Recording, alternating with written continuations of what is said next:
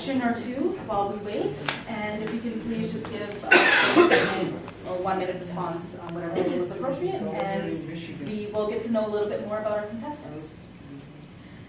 So, Sanjay, as a relatively new member to Bryant Park Toastmasters, can you tell us a little bit about what you've gained so far from the experience and how you've benefited from being a member? That is, Ishala, a very interesting question, because when I came in here, I felt that the only thing I would be doing is speaking.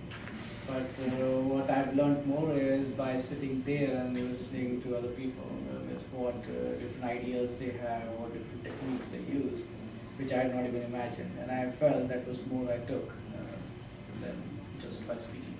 Great, thank you very much, Sanjay. You've held a number of leadership roles in Toastmasters at the club, area, and district level. What have you gained from these experiences, and why do you think other members should pursue these types of leadership opportunities? It's a way of paying back. Toastmasters literally is one of the things that's changed my life, because quite literally I never thought that I would be able to speak in front of people. And I find that giving of myself where there's no agenda. I'm not getting paid, I'm not expecting anything, it's a gift. I'm not much of a giver in life. And so this has been a remarkable experience in the last few years of learning how to give. And as people have alluded to and said all the time, and I mean, you hear it, you really get more than when you start giving, and you're not even trying to give.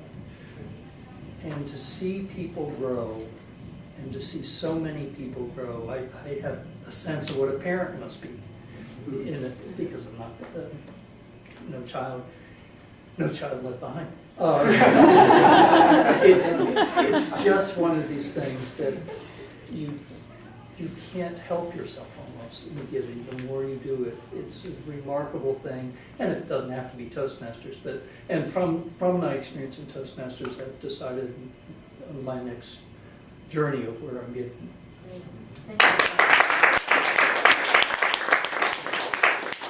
You're an avid skier, as I understand. Can you tell us about your best skiing trip and what's the best location that you would recommend for us to go skiing? Any trip that you can take with a 7-year-old and a 10-year-old skiing, I highly recommend. For those of you who don't know, I mentioned in my speech at our party that I have signed my kids up for 8 weeks of ski lessons. We go 2 hours up to Massachusetts, great little family hill, spend the day on Saturday, and then come back.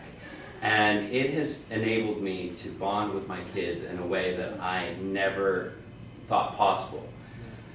Both my wife and I work, neither of us get enough time with the kids. But in particular, not drawing gender lines, but fathers have a hard time. They just tend to have a tough time getting that time with their kids. So this, for me, is a way that I get the daddy time.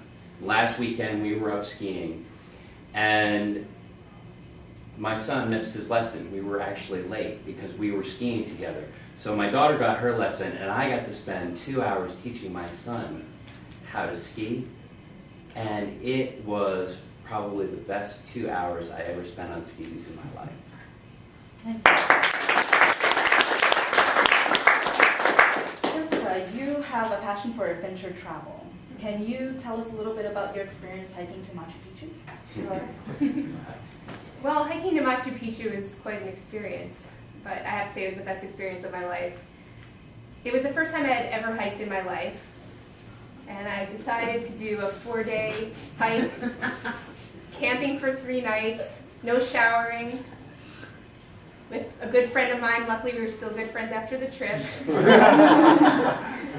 But it's just amazing being one of the reasons I decided to do that was because in 2001 I had been to Venezuela on a tour with my chorus from college.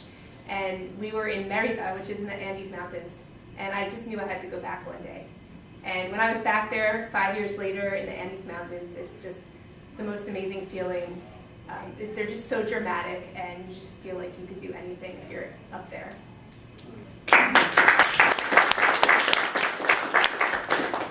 Michael, you're an author. Can you tell us about what inspired you to begin writing and what the process has been like for you? Yeah, I'm an author in process, but the reason that I started writing was Toastmasters.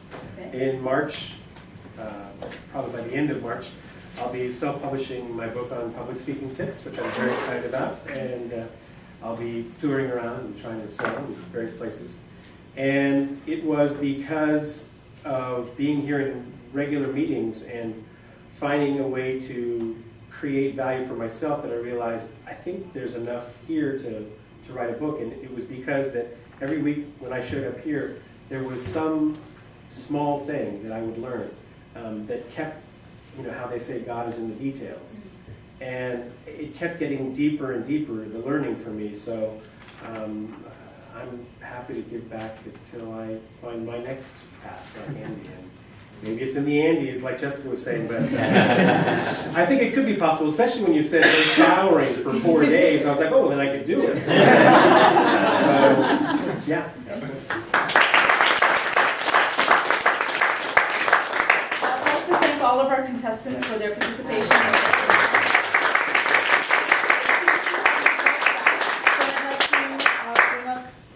Would you like me to? Okay. Should we sit down? Yes, please go ahead and sit down. So I will announce the winners of the contest in reverse order, third place, second place, then first place. The third place winner of the contest is Andy Lewis.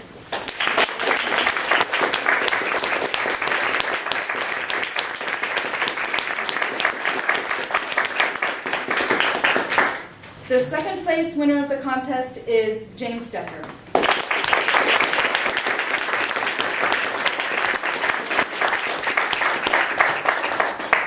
And the first place winner is Michael Schaefer.